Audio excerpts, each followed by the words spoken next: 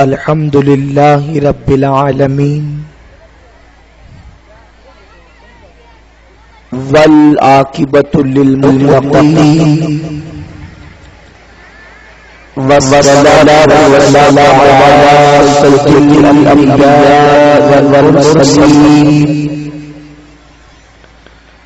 وعلى آله وأصحابه الطيبين الطاهرين أما بعد فأعوذ بالله من الشيطان الرجيم بسم الله الرحمن الرحيم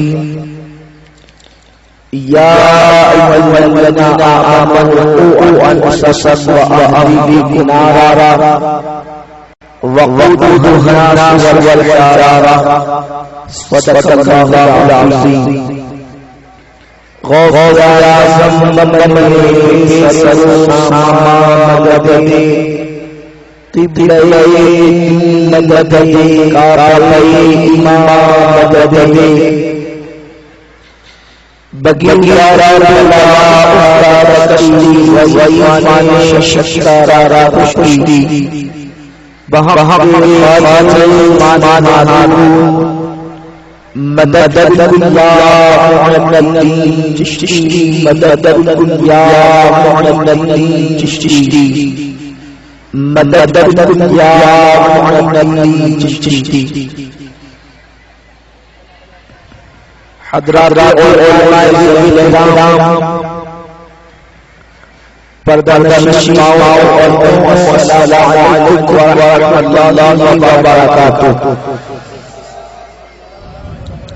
آئیے ذرا سا پڑھاؤں بابا اپنے انداز میں سال کر السلام علیکم یا رسول اللہ والسلام عليك يا رسول الله السلام عليك يا نبي الله والسلام عليك يا نبي الله السلام عليك يا نبي الله والسلام عليك يا حبيب الله وعلى آلك وأصحابك يا نور الله وعلى آلك وأصحابك يا نور الله صلى الله تعالى عليك وسلم. میرے پیارے آقا صلی اللہ علیہ وسلم کی قدموں جس آیے کریمہ تلاوت کر میں شرف حاصل کیا ہے اللہ کریم اس کے سلسلے میں ہم نے اور آپ صلی اللہ علیہ وسلم میرے پیارے آقا صلی اللہ علیہ وسلم کی قدموں اللہ تعالی نے جنت کو بھی اللہ فرمایا ہے اور جہنم کو بھی اللہ فرمایا ہے. جنت اور جہنم دونوں پیدا ہو چکے ہیں اور اللہ تعالی نے کس کا جگہ پر جنت اور جہنم کا فرمایا ہے.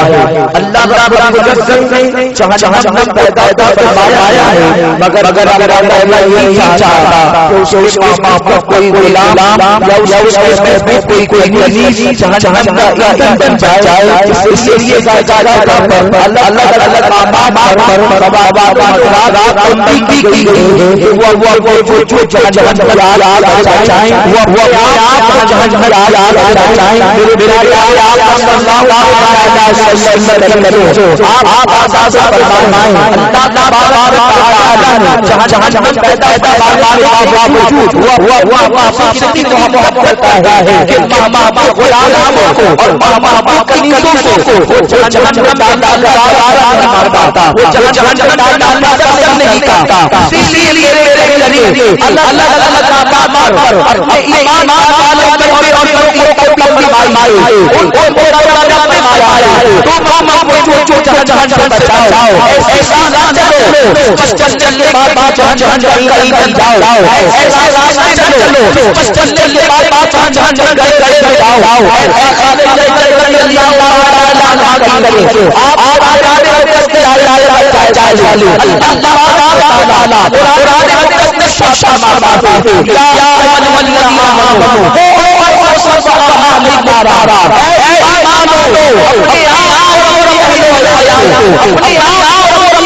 جہاں جہاں یاد بچاؤ جہاں جہاں یاد بچاؤ جس کا نام پڑھتے دنیا کی آیات لگیوں کے ذریعے سے چلا کرتے دنیا کی آیات روکے کے لیے چلا کرتے دنیا کی آیات چلا کرتے کیس کے لیے چلا کرتے دنیا کی آیات چلا کرتے دولت کے لیے چلا کرتے مگر جہاں جہاں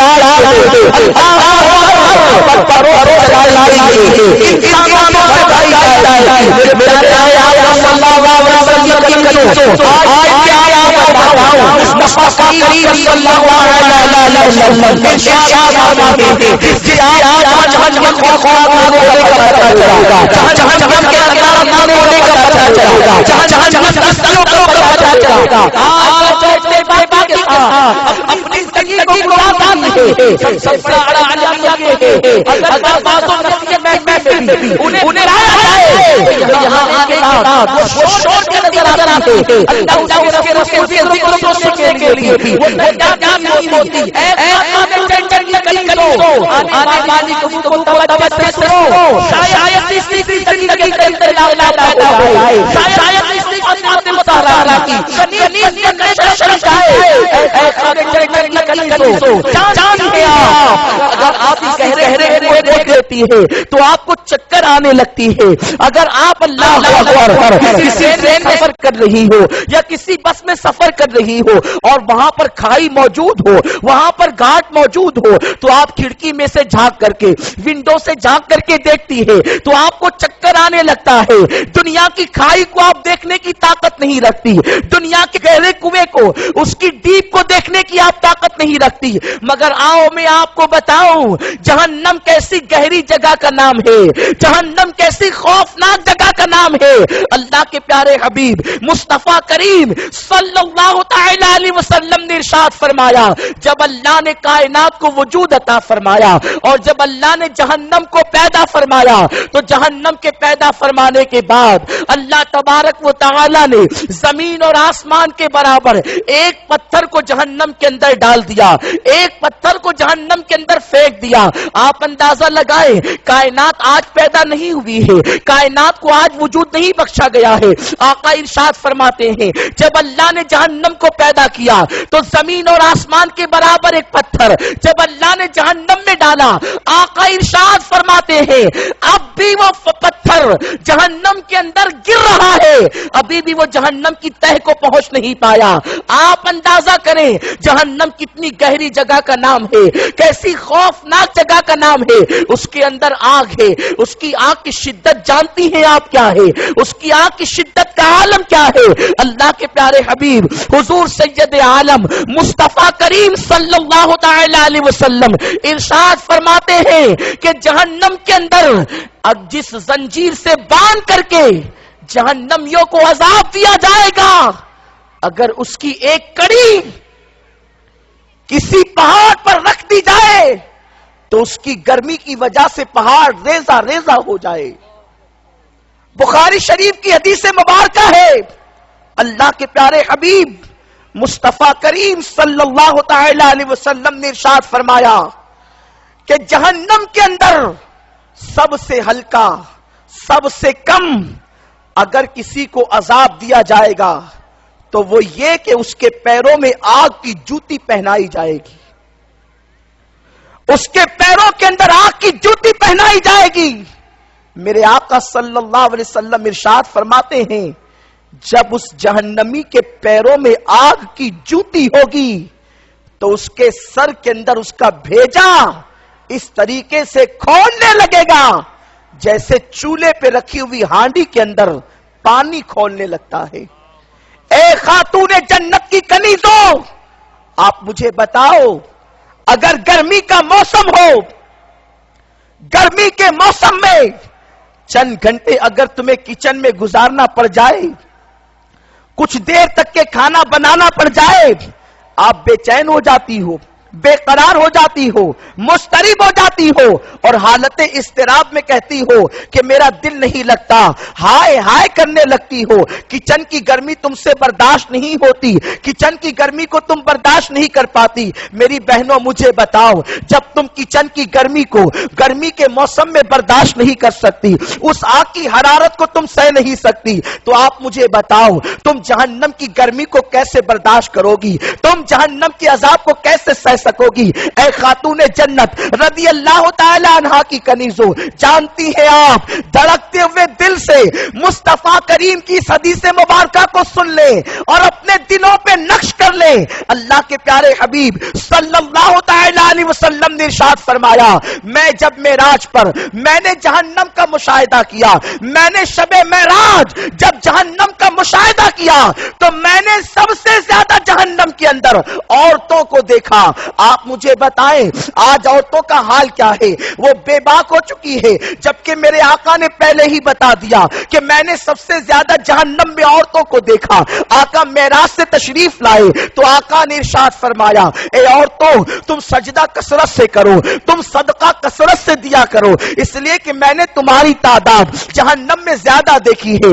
اب آئیے آپ دیکھیں خواتین کا حال کتنا ابتر ہو چکا ہے، خواتین کا حال کتنا بگڑ چکا ہے۔ جن کو میرے آقا نے کہا کہ میں نے تمہیں جہنم میں زیادہ دیکھا، آج وہ جہنم سے بچنے کی بجائے جہنم کی راہ پر چل رہی ہے، جہنم کی ڈگر پر چل رہی ہے، جہنم کے راستے پر چل رہی ہے۔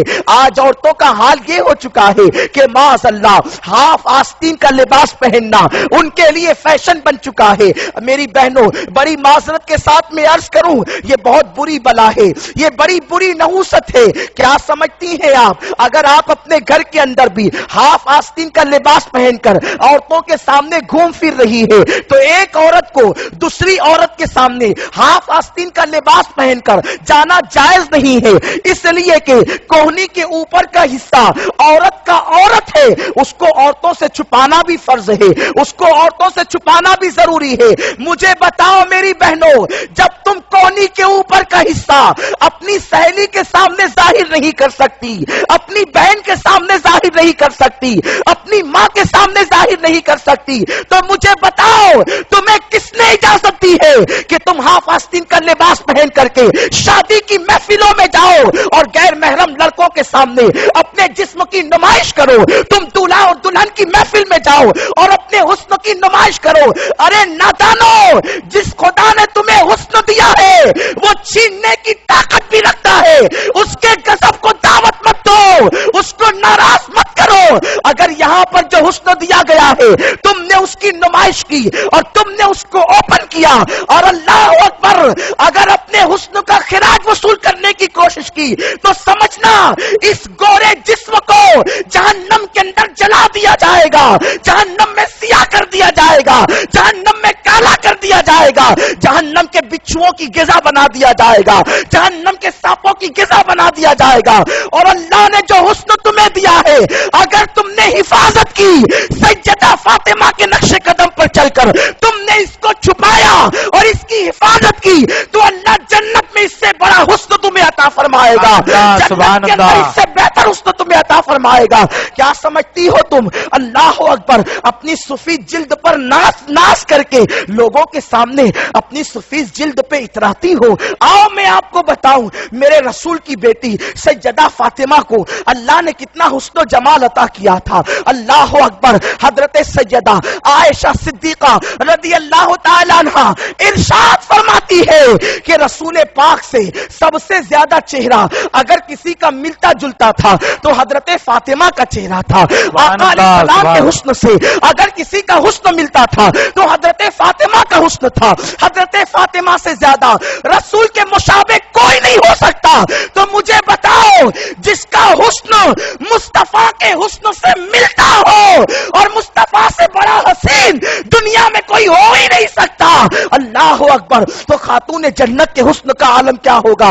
اتنا حسن رکھنے کے باوجود اللہ اکبر اپنا چہرہ تو دور کی بات ہے, اپنا وجود تو دور کی بات ہے, حضرت فاطمہ اتنی غیرت مند تھی کہ ان کے دوپٹے کو بھی کبھی چاند و سورج نے نہیں دیکھا.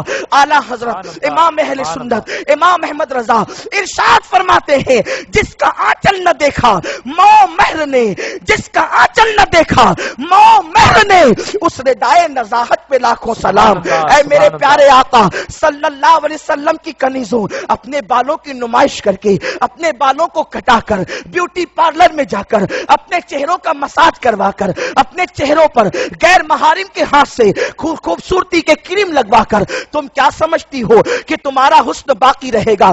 یاد رکھنا ایک دن تمہیں موت آ کر کے رہے گی. موت کا فرشتہ تمہارے اور ہمارے سر پر کھڑا ہوا ہے اور وہ اپنا آہینی پنجہ لے کر کے انتظار میں ہے کہ کب اللہ کا حکم ہوتا ہے اور وہ کب ہمارے جسم سے روح نکالتا ہے. کیا تمہیں موت سے ڈر نہیں لگتا؟ کیا تم موت کی تکلیف سے نہیں ڈرتی؟ اے میرے پیارے آقا صلی اللہ علیہ وسلم کی کنیزوں, اپنے آپ پر رحم تو کرو. آپ ذرا سوچو تو صحیح کہ تمہارا جسم اتنا نازک ہے, تم اتنی کمزور ہو کہ تمہیں دنیا صنف نازک کہتی ہے. تمہارا حال یہ ہے اگر چوڑی ٹوٹ جائے اور اس چوڑی کا معمولی سا نشان تمہارے جسم پر لگ جائے تو تم اس کی تکلیف کو برداشت نہیں کر پاتی. اگر تم پیاز کاٹو اور ذرا سی چھری کا جھٹکا تمہاری انگلی پر لگے تو تم اس نکلنے والے خون اور اس کے درد سے کانپ جاتی ہو. تمہارا پورا دن بے چینی اور بے قراری میں گزرتا ہے. ارے نادانو, جب تم اپنے ہاتھ کی ہلکی سی کٹی ہوئی چھری سے اس درد کو اور اس کرب کو برداشت نہیں کر سکتی تو آؤ میں تمہیں بتاؤں. اللہ کے رسول غیب دا نبی امت کے غمخوار مصطفیٰ کریم صلی اللہ علیہ وسلم ارشاد فرماتے ہیں, جب میں معراج پر گیا تو میں نے شب معراج جہنم کے اندر کچھ عورتوں کو اور کچھ مردوں کو دیکھا کہ ان کی چمڑیوں کو, ان کی جلدوں کو آگ کی کینچی سے کاٹا جا رہا تھا. اللہ اکبر. کیا اب بھی عورتیں بات کرتی رہیں گی؟ مجھے حیرت ہے.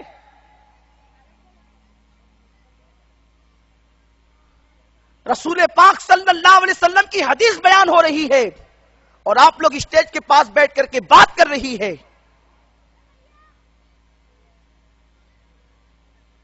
میرے پیارے آقا صلی اللہ علیہ وسلم کی کنیزوں, اللہ کے پیارے حبیب مصطفیٰ کریم صلی اللہ تعالی علیہ وسلم نے ارشاد فرمایا کہ میں نے شب معراج کچھ مرد اور کچھ عورتوں کو جہنم کے اندر دیکھا کہ ان کی چمڑی کو, ان کی جلد کو آگ کی کینچی سے کاٹا جا رہا تھا. اللہ اکبر.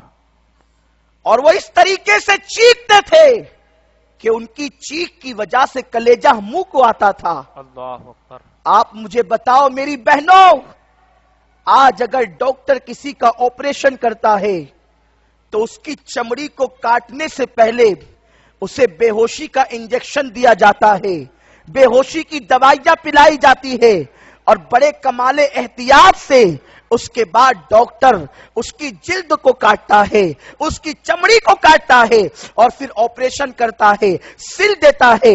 نتیجہ یہ ہوتا ہے کہ جب انسان ہوش میں آتا ہے تو اس طرح سے تڑپتا ہے جیسے بغیر پانی کی مچھلی تڑپتی ہے. مجھے بتاؤ اتنی احتیاط سے کاٹا گیا, اتنی احتیاط سے کاٹا گیا اور سی بھی دیا گیا, سلنے کے بعد دوائیاں بھی دی گئی تاکہ درد نہ ہو, تاکہ تکلیف نہ ہو, بڑے بڑے انجیکشن دیے گئے تاکہ تکلیف نہ ہو, اس کے باوجود بھی انسان تڑپتا ہے. میری بہنوں مجھے بتاؤ, جب معمولی سے کاٹنے پر اور وہ بھی ڈاکٹر کے کاٹنے پر, انتہائی نازک ہتھیار سے کاٹنے پر, جب اس کاٹنے کے درد کو انسان برداشت کرنے کی طاقت نہیں رکھتا تو جہنم کی آگ کی بنی ہوئی کینچی سے جب کسی کی جلد کاٹی جائے تو اس کی تکلیف کا عالم کیا ہوگا, اس کی شدت کا کا عالم کیا ہوگا، اس کے درد کا عالم کیا ہوگا، اس کے کرب کا عالم کیا ہوگا۔ میرے آقا مصطفیٰ کریم صلی اللہ تعالی علیہ وسلم نے ارشاد فرمایا کہ میں نے دیکھا کہ جہنم کے اندر کچھ لڑکے اور لڑکیوں کو،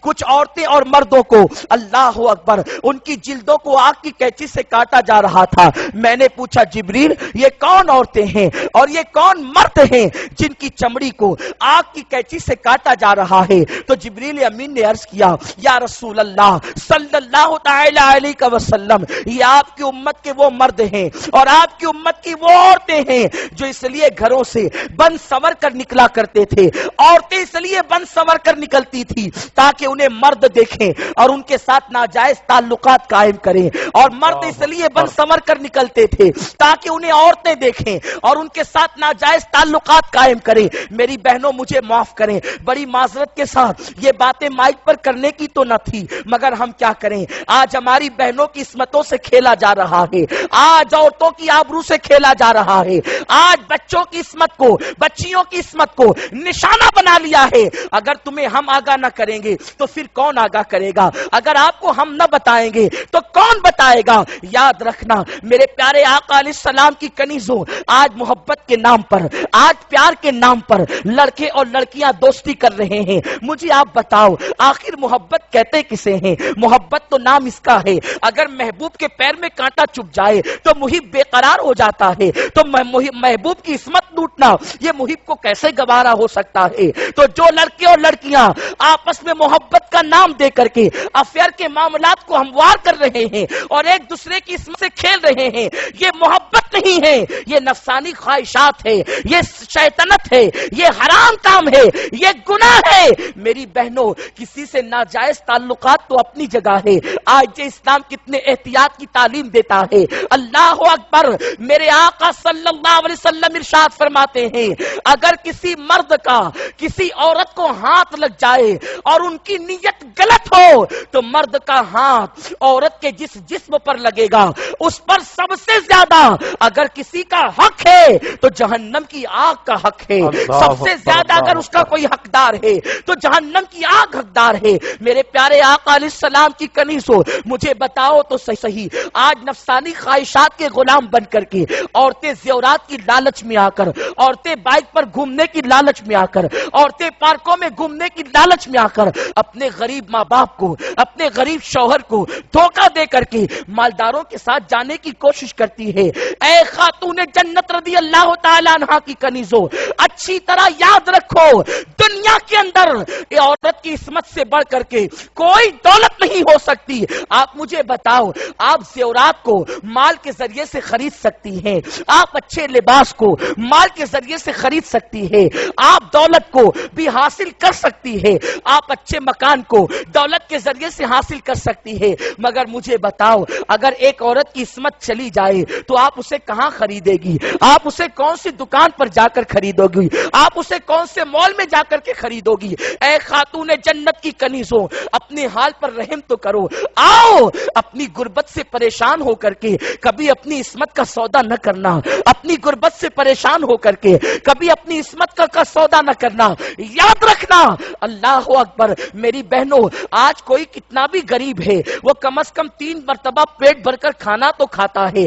آج کے زمانے میں کوئی بھوکا نہیں رہتا، اگر کوئی 3 مرتبہ نہیں کھاتا 2 مرتبہ ضرور کھاتا ہے، جو 2 مرتبہ نہیں کھاتا کم از کم وہ 1 مرتبہ ضرور کھاتا ہے دن میں۔ اگر کوئی یہ کہے کہ مجھے 1 مرتبہ کا کھانا بھی نہیں ملتا تو شاید وہ جھوٹ بول رہا ہے، اس لیے کہ آج زمانے میں دولت کی اتنی فراوانی ہے، آج دولت اتنی زیادہ زمانے میں ہے کہ اللہ اکبر انسان کو 1 وقت کھانا ضرور مل جاتا ہے۔ آج کی عورتوں کا حال تو یہ ہے ہر شادی کے اندر وہ نیا لباس بناتی ہے، مجھے اس پر کوئی اعتراض نہیں ہے، اللہ نے دیا ہے تو بناؤ اور اللہ نے نہیں دیا ہے تو اپنے شوہر کو تنگ مت کرو، اس لیے کہ میرے آقا نے فرمایا جو عورتیں اپنے شوہروں پر بے جا مطالبات تھوپتی ہے اور اس کی غربت کا احساس نہیں کرتی، اس کو تنگ کرتی ہے، آقا فرماتے ہیں ایسی عورتوں پر جنت کی خوشبو بھی حرام ہے۔ آج میں آپ کو بتاؤں آج عورتوں سے صبر جا چکا ہے، عورتیں صبر نہیں کرتی، عورتیں شکر نہیں کرتی۔ کرتی, آج وہ یہ تصور کرتی ہے کہ دنیا کی ساری دولت انہی کو مل جائے, اچھے اچھے لباس ان کو مل جائے. مگر آئیے اب ذرا دھڑکتے ہوئے دل سے اپنے نبی کی بیٹی کی داستان بھی سن لو, اپنے رسول کی بیٹی کی داستان بھی سن لو. وہ رسول پاک کی شہزادی جس کے بابا جنت کے مالک تھے, جس کے بابا دونوں مکہ کے مالک تھے, خالق کل نے جس کے بابا کو مالک کل بنا دیا تھا, وہ رسول اعظم کی شہزادی. اللہ اکبر. بابا کی طاقت تو یہ ہے اشارہ کرے تو چاند کے ٹکڑے کر دیں, اشارہ کرے تو سورج کو پلٹا دیں, اور بیٹی کی طاقت کا یہ عالم ہے, چاہے تو ملک الموت کو اپنے دروازے سے واپس پلٹا دے. ایسی شان والی بیٹی ہے, ایسی شان والا بابا ہے. مگر میری بہنوں اب آؤ اپنے نبی کی بیٹی کا حال سنو. ایک مرتبہ کا واقعہ ہے, اللہ کے پیارے حبیب مصطفیٰ کریم صلی اللہ تعالی علیہ وسلم کی بارگاہ میں کوئی آ کر عرض کرتا ہے, یا رسول اللہ آپ کا جگر پارا, آپ کی چہیتی بیٹی حضرت فاطمہ بیمار ہے, حضور بہت بیمار ہے, آقا ان کو بخار شدت کا ہے, قربان جائیں. اے میرے پیارے آقا علیہ السلام کی کنیزو, ذرا سوچو تو صحیح. رسول پاک نے اپنی بیٹی کی بیماری کا حال سنا. اپنے ایک صحابی حضرت عمران کو اپنے ساتھ لیا, اور حضرت عمران کو ساتھ دینے کے بعد حضرت فاطمہ کے دروازے پر پہنچے. بہت توجہ کے ساتھ میری بہنیں سنیں, میری قوم کی بیٹیاں سنیں. اللہ اکبر. جب آقا سیدہ فاطمہ کے دروازے پر پہنچے تو آقا نے دستک دی, اور دستک دینے کے بعد آقا علیہ السلام کو آواز آئی, کون ہیں آپ؟ آقا نے ارشاد فرمایا, بیٹی میں تمہارا بابا محمد رسول اللہ ہوں, محمد اللہ کا رسول ہوں, روحی فدا صلی اللہ علیہ وسلم. اس کے بعد حضرت فاطمہ نے پوچھا, بابا جان آپ کے ساتھ کوئی اور بھی موجود ہے؟ آپ کے ساتھ کوئی اور بھی ہے؟ اتنا سننا تھا. آقا نے ارشاد فرمایا, ہاں بیٹی میرے ایک صحابی میرے ساتھ موجود ہے. حضرت فاطمہ کی آواز آتی ہے, بابا جان آپ کو اندر آنے کی اجازت ہے, آپ کے صحابی کو اندر آنے کی اجازت نہیں. اس کے بعد دروازہ کھل جاتا ہے, آقا اکیلے اندر تشریف لے جاتے ہیں, اور تشریف لے جانے کے بعد حضرت فاطمہ نے عرض کیا, بابا جان آپ برا نہ مانے, آپ یہ نہ سوچے کہ میں نے آپ کے صحابی کو اندر نہ لیا. اے بابا جان, یا رسول اللہ میرے پاس ایک ہی چادر ہے, اگر میں اپنے سر کو چھپاتی ہوں تو میرے پیر کھل جاتے ہیں, اور اگر میں پیر کو چھپاتی ہوں تو میرا سر کھل جاتا ہے. آپ میرے بابا ہیں, اگر آپ کے سامنے میرے پیر کھل جائیں تو کوئی حرج کی بات نہیں, اگر اس اجنبی کے سامنے میں اپنے پیر کھول دوں تو کتنے تعجب کی بات ہے. اس لیے بابا جان میں نے آپ کے صحابی کو اندر آنے کی اجازت نہیں دی. اس کے بعد میرے آقا نے اپنی بیٹی کو بستر پر دیکھا تو ان کے ماتھے پر ہاتھ رکھا اور پوچھا, بیٹی فاطمہ, بیٹی فاطمہ کیسی ہو؟ آقا نے اپنی بیمار بیٹی کے ماتھے پر ہاتھ رکھ کر پوچھا, بیٹی فاطمہ کیسی ہو؟ حضرت فاطمہ جو صبر و رضا کا پیکر بنی ہوئی تھی, اللہ اکبر, صابر کی صابر بیٹی تھی, صبر کا پیمانہ لبریز ہو گیا. اپنے بابا کے ہاتھ کو, اپنے نبی کے ہاتھ کو, اپنے ابا کے ہاتھ کو جب ماتھے پر دیکھا تو صبر کا پیمانہ لبریز ہو گیا. آنکھوں میں آنسو آ گئے, رونے لگی اور عرض کرتی ہے, بابا مجھے تو دو دو تکلیفوں نے گھیر لیا ہے. میری بہنوں, اگر تم اور ہم بیمار پڑتے ہیں, سرہانے دوائیاں ہوتی ہے, پھل فروٹ موجود ہوتے ہیں, مگر سوچو رسول پاک اپنی بیٹی سے پوچھتے, بیٹی کیسی ہو؟ تو حضرت فاطمہ رو کر عرض کرتی, بابا آپ کی بیٹی کو دو تکلیف ہے, ایک تو اتنا شدید بخار ہے, اتنا شدت کا بخار ہے کہ 3 دن سے اٹھنے کی طاقت نہیں. اللہ اکبر. اور بابا بخار نے تو تڑپا دیا ہے, مگر بابا دوا ملنا تو دور کی بات ہے, کھانے کے لیے گھر کے اندر ایک لقمہ بھی موجود نہیں. اللہ اکبر, اللہ. ایک طرف سے بیماری توڑ رہی ہے, دوسری طرف سے بابا پیٹ کے اندر ایک لقمہ نہیں, اور بھوک سے برا حال ہے. آپ ذرا سوچو تو صحیح، اگر دنیا کا دوسرا باپ ہوتا تو کیا جواب دیتا؟ میرے آقا اپنی بیٹی کی پیشانی پر ہاتھ رکھ کر کہتے بیٹی صبر کرو، کیا تم اس بات پر خوش نہیں ہو کہ دنیا کے انسانوں کے لیے دنیا کی دولت ہے اور محمد اور آل محمد کے لیے جنت کی نعمت ہے؟ سبحان اللہ سبحان اللہ، نعرہ تکبیر، نعرہ رسالت، علماء اہل سنت، سنی دعوت اسلامی، حضور امین القادری صاحب قبلہ۔ میرے پیارے آقا صلی اللہ تعالی علیہ وسلم کے پیارے دیوانوں، میں پوچھنا چاہتا ہوں کیا آپ پر بھی کبھی ایسی تکلیف کے لمحات آتے ہیں؟ کیا آپ پر بھی ایسے مصیبت کے لمحات آتے ہیں؟ نہیں نہیں، انہوں نے تو مصیبت کو اٹھا کر کے ہمارے لیے راحتوں کا سامان عطا کر دیا ہے، ہمارے لیے اطمینان کا سامان عطا کر دیا ہے۔ اے خاتون جنت کی کنیزوں، پھر مجھے بتاؤ کہ نافرمان کیوں ہیں؟ آخر کیوں رسول اعظم صلی اللہ تعالی علیہ وسلم کی نافرمانی کر کے ان کے دل کو ہم تکلیف پہنچا رہے ہیں؟ عرض یہ کر رہا تھا، آج معاذ اللہ سیریل کے ذریعے سے بچیوں کو ٹرین کیا جا رہا ہے، ٹی وی کے اندر ایسے سیریل بتائے جا رہے ہیں تاکہ لڑکیوں کو افیئر اور ناجائز تعلقات کا طریقہ بتایا جائے اور عورتوں کو معاذ اللہ گناہوں پر اکسایا جائے، عیاشیوں پر اکسایا جائے، اور نتیجہ یہ سامنے آ رہا ہے کہ آج کی بچیاں پارکوں میں گھومنے کے لیے یہ کہتی ہوئی نظر آتی ہے، مولانا جس زمانے کی آپ بات کرتے ہیں وہ زمانہ تو بڑا پرانا ہے، آج تو نیا دور ہے، نیا زمانہ ہے، اگر ہم ایسا نہ کریں گے تو لوگ ہمیں بیکورڈ کہیں گے۔ مجھے بتاؤ، دنیا کے بیکورڈ کہہ دینے سے تم بیکورڈ نہیں ہو جاؤ گے، دنیا کے ذلیل کہنے سے تم ذلیل نہیں ہو جاؤ گے۔ ارے اللہ سے ڈرو اور اللہ سے ڈر کر کے تقوی اختیار کرو، گناہوں سے بچو، اللہ سے ڈر کر گناہوں سے بچو گی تو اللہ کا قرآن تمہارے لیے کہے گا اِنَّا اَكْرَمَكُمْ عِنْدَ اللَّهِ أَتْقَاكُمْ، اللہ کے نزدیک عزت والا وہی ہے جو اللہ سے سب سے زیادہ ڈرنے والا ہے۔ سبحان اللہ سبحان اللہ، اللہ سے ڈرو، رب کی طرف سے تمہیں عزت کا تمغہ ملے گا، رب کی طرف سے تمہیں وقار کا تمغہ ملے گا۔ تم کیا سمجھتی ہو جو لڑکے جو مرد تم سے محبت کا اظہار کرتے ہیں معاذ اللہ وہ واقعی تم سے محبت کرتے ہیں؟ ہرگز نہیں۔ اللہ اکبر۔ مردوں کا حال تو یہ ہے، ان کی حیثیت ان عیاش اور آوارہ مردوں کی حیثیت ایک بھورے کی حیثیت ہے۔ اللہ جس طرح ایک بھورا ایک پھول پر بیٹھ کر اس کے رس کو مکمل چوس کر کے اڑ جاتا ہے اور پھر کسی دوسرے پھول کی تلاش میں لگ جاتا ہے، اسی طرح آج کے آوارہ عیاش مردوں کا حال ہے۔ ان بدترین لوگوں کو تو روزانہ نئے نئے حسن کی تلاش ہوتی ہے، جیسے ہر گھڑی بھورے کو الگ اور نئے پھول کی تلاش ہوتی ہے، ویسے آج کے بدترین عیاش اور آوارہ مردوں کو اسی طرح نئے نئے حسن کی تلاش ہوتی ہے۔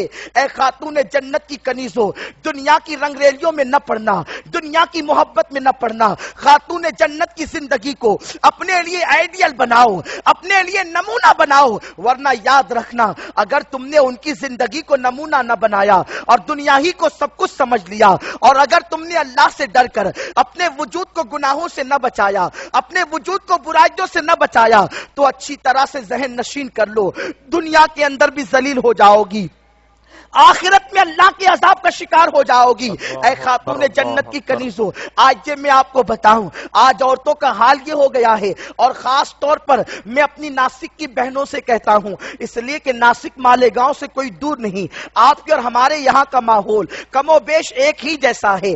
آج عورتوں کو کہا جاتا ہے بہنوں پردہ کرو، برقع پہنو، اپنے وجود کو چھپاؤ، تو عورتیں ہم سے کہتی ہے ارے بھائی آنکھوں میں پردہ ہونا چاہیے، جسم کو چھپا کر کے کیا ہے؟ مجھے بتاؤ کیا تمہاری آنکھوں میں حضرت عائشہ سے زیادہ پردہ ہے؟ کیا تمہاری آنکھوں میں حضرت فاطمہ سے زیادہ پردہ ہے؟ بہانے مت بناؤ، اسلام نے جو کہہ دیا اس پر عمل کرنے کی کوشش کرو۔ میں آپ کو بتاؤں آج یہ میرے آقا علیہ السلام نے کس قدر تنبیہ فرمائی ہے عورتوں کو۔ اللہ کے پیارے حبیب حضور سید عالم مصطفیٰ کریم صلی اللہ علیہ وسلم کی بارگاہ میں ایک نابینا صحابی حضرت عبداللہ ابن ام مکتوم موجود تھے، ایسے عالم کے اندر حضرت عائشہ اور ان کی بہن تشریف لاتی ہیں. میرے آقا علیہ السلام نے فرمایا عائشہ پردہ کرو، عائشہ پردہ کرو. حضرت عائشہ نے حضرت عبداللہ ابن ام مکتوم جو نابینا صحابی تھے ان کی طرف دیکھا اور عرض کیا یا رسول اللہ کس سے پردہ کریں؟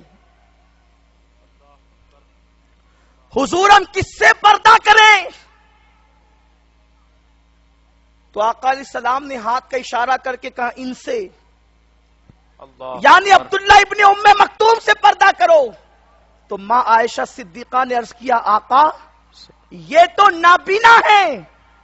آقا نے ارشاد فرمایا عائشہ یہ نابینا ہے، تم تو نابینا نہیں ہو. اللہ اکبر. تم تو نابینا نہیں ہو. آپ اندازہ کریں اور جو زمین پر ظاہری زندگی میں حیات تھے ان سے تو انہوں نے پردہ کیا ہی کیا، جو قبروں میں چلے گئے تھے صحابیات ان سے بھی پردہ کیا کرتی تھی.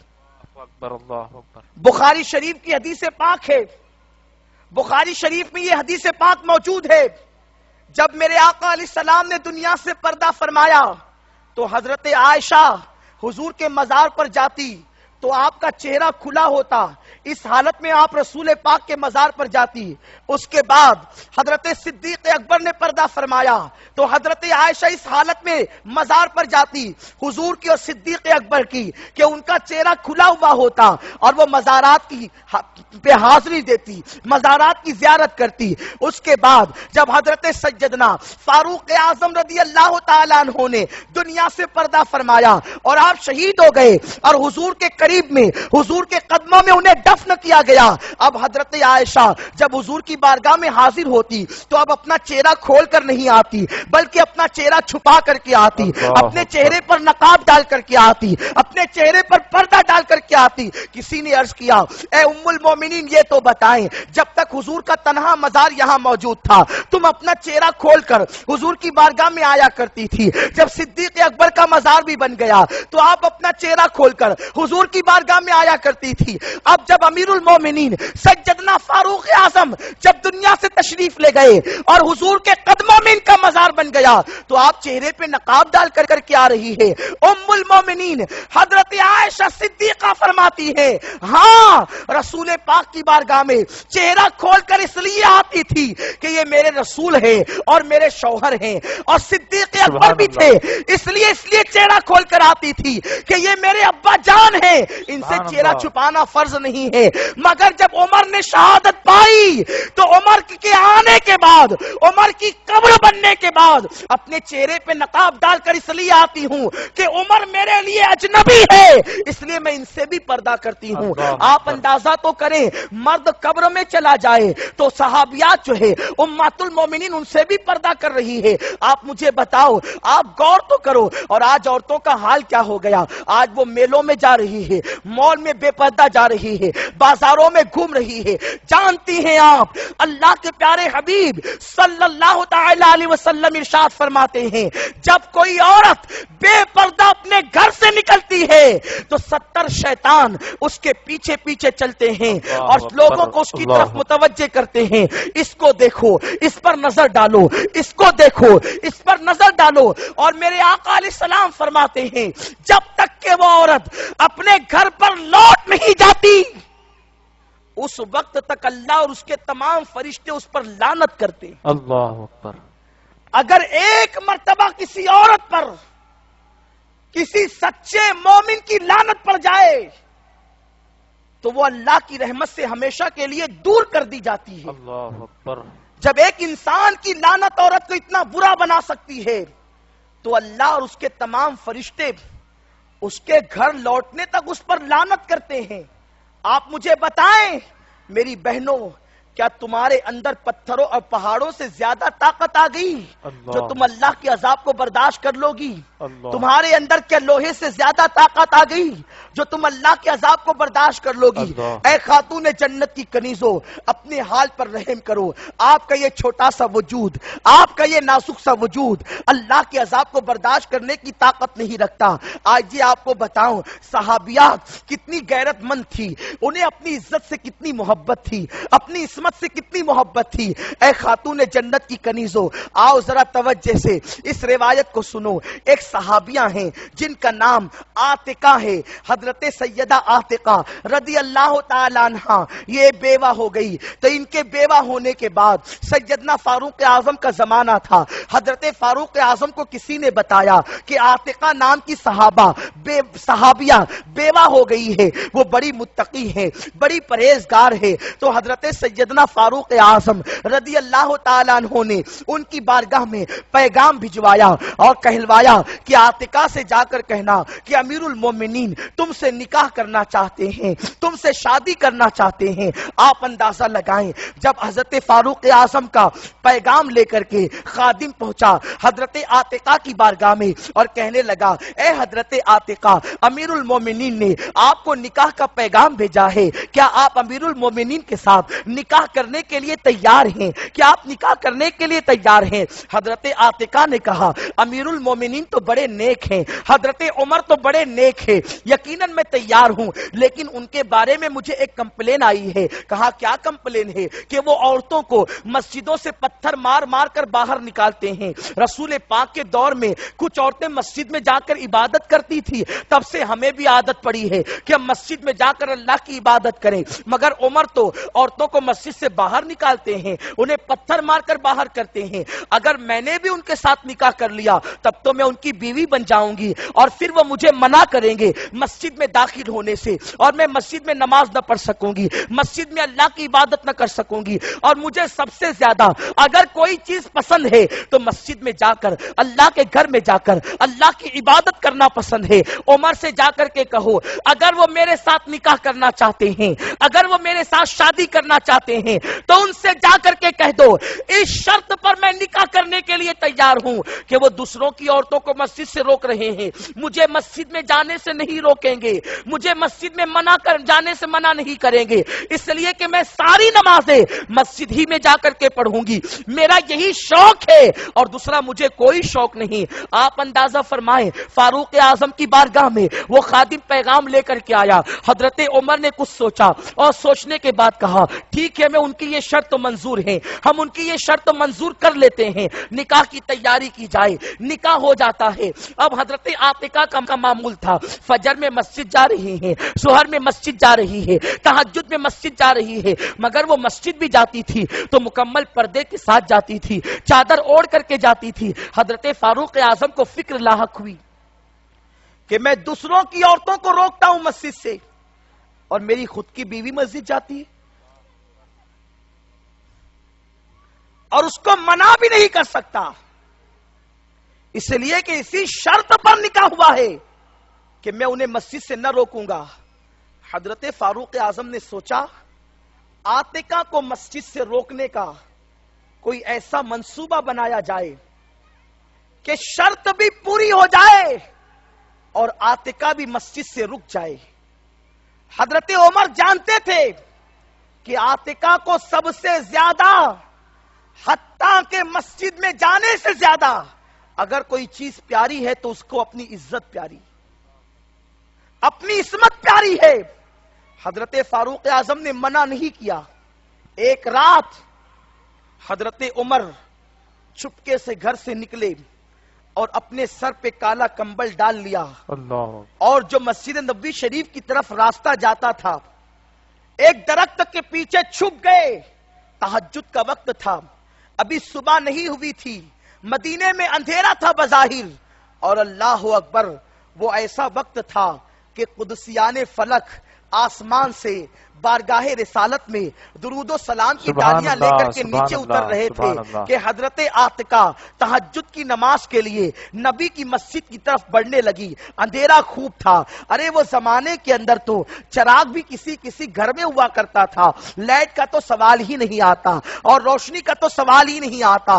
حضرت فاروق اعظم کالا کمبل سر پر ڈال کر کے ایک درخت کے پیچھے چھپے ہوئے ہیں. حضرت عاتقہ کمبل سے سے اپنے وجود کو لپیٹ کر، اپنے آپ کو کمبل سے لپیٹ کر ذکر اذکار کرتے ہوئے مسجد نبوی شریف کی طرف جا رہی ہے۔ حضرت فاروق اعظم جو ان کے شوہر تھے تیزی سے نکلتے ہیں اور ایک زوردار تماچا ان کے سر پہ مارتے ہیں اور اندھیرے میں پھر درخت کے پیچھے چھپ جاتے ہیں۔ عاتقہ نے جب اپنے سر پر ایک ہاتھ مرد کا پڑا ہوا دیکھا تو دائیں بائیں دیکھا اور بلند آواز سے کہا انا للہ و انا الیہ راجعون، اللہ اکبر۔ یہ پڑھنے کے بعد حضرت عاتقہ کہتی ہے آسمان کی طرف نگاہ اٹھا کر، اے اللہ تیرے گھر میں مجھے نماز پڑھنا بہت پسند ہے، تیرے گھر میں عبادت کرنا مجھے بہت پسند ہے، مگر مولا اس سے زیادہ مجھے اپنی عزت بچانا پسند ہے۔ اے میرے پروردگار، تیرے محبوب عنقریب ہمارے درمیان سے رخصت ہوئے اور لوگ اتنے آوارہ ہو گئے، لوگوں کی نیت اتنی خراب ہو گئی کہ وہ عورتوں پر ہاتھ اٹھانے لگے۔ وہ سمجھ نہ سکی کہ حضرت فاروق اعظم انہی کے شوہر ہیں۔ اللہ اکبر۔ یہ کہتے ہوئے آپ مسجد جانے کی بجائے لوٹ گئی کہ فتنوں کا زمانہ آ گیا، فتنوں کا دور آ گیا اور شیطان نے اپنے پیر پھیلانا شروع کر دیے۔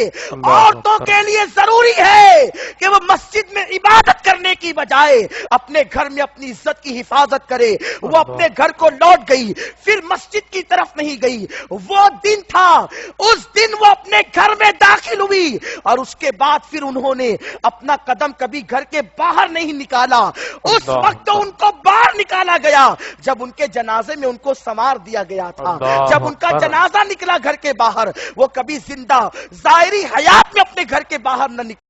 مجھے بتاؤ اس زمانے کی عورتوں کو اللہ عز و جل کے احکامات کا کتنا خیال تھا، ان کو کتنا احساس تھا اپنی عزت کا، اپنی عصمت کا۔ میری بہنوں مجھے بتاؤ، رسول پاک تو عورتوں کی عزت کو کعبۃ اللہ کا درجہ عطا فرمائے، بلکہ کعبے کو جتنی عزت ہے اس سے زیادہ حرمت میرے آقا عورتوں کی عزت کو عطا کرتے ہیں۔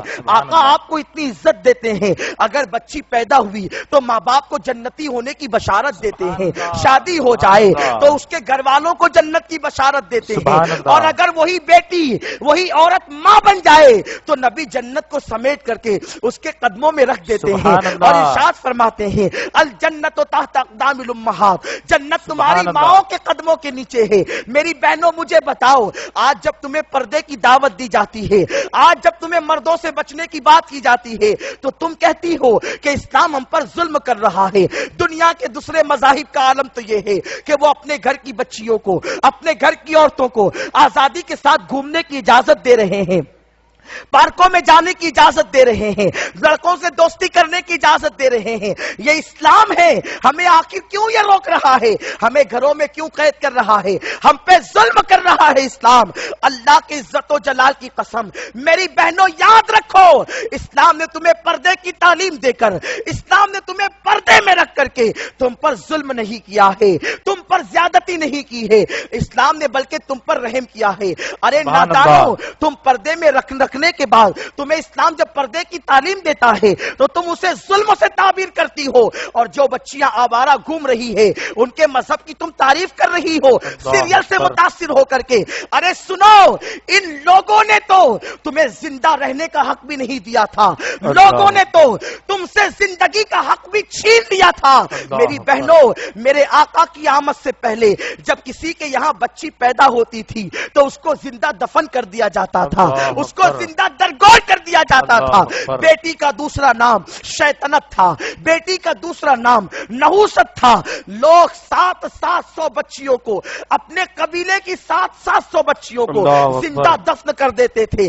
آج بھی حرم شریف کے سامنے وہ قبرستان مکے میں موجود ہے جہاں مکے والے اپنی بیٹیوں کو زندہ دفن کرتے تھے۔ مجھے بتاؤ تو صحیح، ایک باپ اپنی بیٹی کا گلا گھونٹنا بھی پسند نہیں کرتا تھا، اس کو زندہ دفن کر دیتا تھا۔ ایک ماں اپنی بیٹی کے کفن کا انتظام بھی نہیں کرتی تھی، اس کو زندہ دفن کر دیتی تھی۔ کبھی ماں پہاڑ پر لے جا کر اپنی بیٹی کو نیچے پھینک دیتی تھی، کبھی اس کو زندہ دفن کر دیا جاتا تھا، اور اگر بیٹی بچ بچا کر اگر جوان بھی ہو جائے تو وہ لوگوں کے لیے کھلونا بن جاتی تھی۔ آپ کو معلوم ہے اسلام کی آمد سے پہلے اگر کسی عورت کو ایام ممنوعہ آیا کرتے تھے، ایام ممنوعہ میں حیا کے پردے میں کہہ رہا ہوں، تو جانتے ہیں آپ کیا ہوتا تھا؟ اس کو کوٹری میں بند کر دیا جاتا تھا، اس کا شوہر اس سے بات نہیں کرتا تھا۔ آپ کو پتا ہے یہی ہندوستان کی زمین ہے جن کی تہذیب کو دیکھ کر کے تم متاثر ہو کر کہہ رہی ہو کہ اسلام نے ہمیں پردے کا حکم دے کر ہم پہ ظلم کیا ہے۔ ارے نادانو، اسلام کی آمد سے پہلے اسی ہمارے ملک ہندوستان میں اگر کسی کا شوہر مر جاتا تو شوہر کی چتا پر اس کی بیوی کو زندہ جلایا جاتا تھا۔ کیا یہ رسم ستی ہندوستان میں موجود نہیں تھی؟ اللہ اکبر! کسی کا شوہر مرتا تو اس کو اپنے شوہر کی چتا پر زندہ جلایا جاتا تھا۔ اس کو لوگ بیوہ کہتے تھے، وہ کبھی ابھگن نہیں سمجھی جاتی تھی۔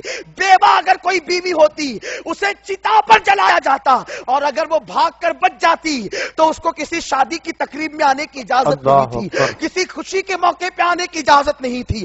اگر وہ کسی گلی سے گزر جاتی تو ہندوستان کی عورتیں اپنی آنگن میں مٹکے ٹھلیاں بھر بھر کے پانی پھینک کر کے اس کو دھویا کرتی تھی۔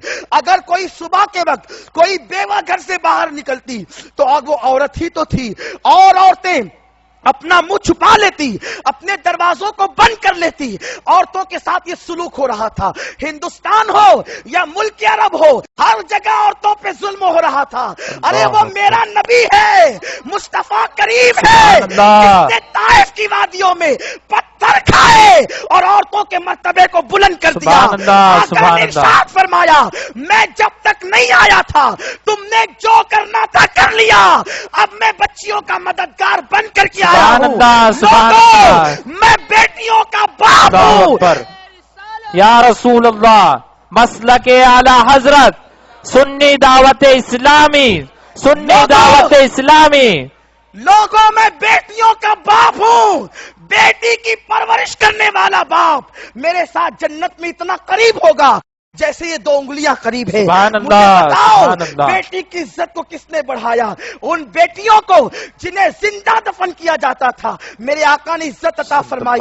اور اتنا ہی نہیں، جن بیواؤں کو دیکھ کر لوگ دروازے بند کر لیتے تھے، اپنے گھر کا پانی آنگن میں پھینکتے تھے، ایک مرتبہ جو بیوہ ہوتی اس کے ساتھ اتنی بدسلوکی کی جاتی تھی۔ وہ میرا آقا ہے، مدینے والا آقا ہے، جس نے بیوہ کو کیا درجہ عطا کیا۔ ایک مرتبہ بیوہ نہیں، 2 مرتبہ بیوہ ہونے والی خدیجۃ الکبریٰ کو اپنے نکاح میں لے کر کے تمام مومنین کی ماں بنا دیا، اور بتا دیا کہ اگر بیوہ منحوس ہوتی تو مصطفیٰ جان رحمت بیوہ ماں کی گود میں نہیں آتے، اور ایک بیوہ کو تمام مومنین کی ماں نہیں بناتے۔ ذرا دیکھو تو صحیح، نبی بھی ایک بیوہ ماں آمنہ کی گود میں آتے ہیں، اور حضرت خدیجہ تمام مومنین کی ماں، وہ بھی 2 مرتبہ بیوہ ہوتی ہے۔ آپ اندازہ کریں، مجھے بتاؤ اسلام تم پہ ظلم کر رہا ہے، اسلام تم پر زیادتی کر رہا ہے، یہ تمہارا خام خیال ہے۔ اسلام نے تمہیں عزت عطا کی ہے، اسلام نے تمہیں وقار عطا کیا ہے۔ میری بہنوں، تمہیں پردے میں رہنا برا لگتا ہے، یاد رکھنا جو عورتیں بے پردہ ہوتی ہے، آقا نے ارشاد فرمایا عورت کی مثال خوشبو کی طرح ہے۔ سبحان اللہ۔ عورت کی مثال خوشبو کی طرح ہے، جب تک کہ خوشبو بوتل کے اندر ہوتی ہے، جب تک کہ خوشبو شیشی میں قید ہوتی ہے، تب تک خوشبو محفوظ رہتی ہے، تب تک خوشبو کی حفاظت رہتی ہے۔ سبحان اللہ۔ آقا نے فرمایا اگر خوشبو کو محفوظ رکھنا ہو تو اس کو شیشی میں رہنا چاہیے۔ سبحان اللہ، سبحان اور اللہ۔ عورت کو محفوظ رہنا ہو تو اسے گھر میں رہنا واہ چاہیے۔ واہ، سبحان اللہ۔ آقا ارشاد فرماتے ہیں کہ میری مسجد نبوی شریف کے اندر نماز پڑھنے سے بہتر ہے کہ عورتیں اپنے گھروں میں نماز پڑھیں۔ اللہ مجھے بتاؤ، جب عورتوں کو نماز پڑھنے کے لیے مسجد میں آنے سے منع کیا گیا، عورتوں کو نماز پڑھنے کے لیے مسجد میں آنے سے روکا گیا، تو میری بہنوں آپ مجھے بتائیے کہ عورتوں کو بے پردہ بازار میں جانے کی اجازت کس نے دی؟ عورتوں کو فلموں میں جانے کی اجازت کس نے دی؟ عورتوں کو برائیوں کے اڈوں پر جانے کی اجازت کس نے دی؟ اے خاتون جنت رضی اللہ تعالی عنہا کی کنیزوں، آؤ میں آپ کو بتاؤں، آج کل بچیوں کا بڑا برا حال ہے، اللہ کا خوف نکلتا جا رہا ہے، جہنم کے حوالے سے جو عذاب اور وعید ہے انہیں بتائی گئی ہے وہ بھولتی جا رہی ہے، وہ موت کو فراموش کر چکی ہے، وہ موت کے تصور کو بھول چکی ہے، وہ موت کے تصور کو فراموش کر چکی ہے، وہ موت کے تصور کو بھول چکی ہے۔ جانتی ہیں آپ جو عورتیں بے پردہ گھومتی ہے اور اللہ کے غضب کو دعوت دیتی ہے، اور ان عورتوں کی کیفیت کیا ہے؟ امام جلال الدین سیوطی رحمت اللہ تعالی علیہ ارشاد فرماتے ہیں، ایک مرتبہ ہمارے زمانے میں کسی لڑکی کا انتقال ہو گیا، وہ لڑکی نماز کی پابند بھی تھی، وہ لڑکی عبادت کی پابند بھی تھی۔ لیجئے عطائے حضور مفتی اعظم ہند حضرت اللہ نعرہ تکبیر، نعرہ رسالت، حضور شاہین فکر رضا، داعیہ کبیر، حضور مولانا محمد شاکر رضوی صاحب قبلہ